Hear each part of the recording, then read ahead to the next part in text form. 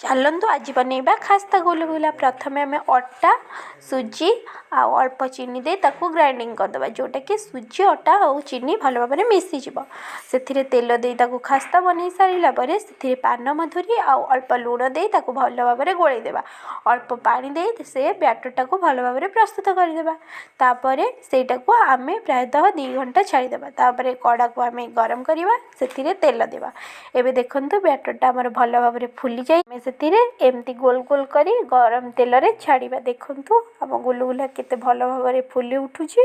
तापर देखंतु कड़ईटा भल भाव में गरम रे आम गुलगुला फुली उठला परे आमे ताकू गोटे साइड रो आ गोटे साइड लेउटेई देबा। लेउटेई देला परे आमर गोटे साइड हे गलानी अन्य गोटे साइड को लेउटेई देला परे देखंतु आम कलर केमिति आसीची।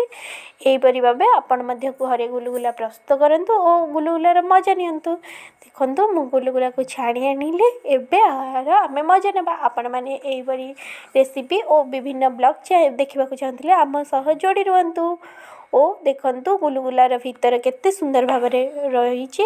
आम चैनल को लाइक सब्सक्राइब एंड शेयर करंतु। रहुची धन्यवाद। जय मां बिरजा।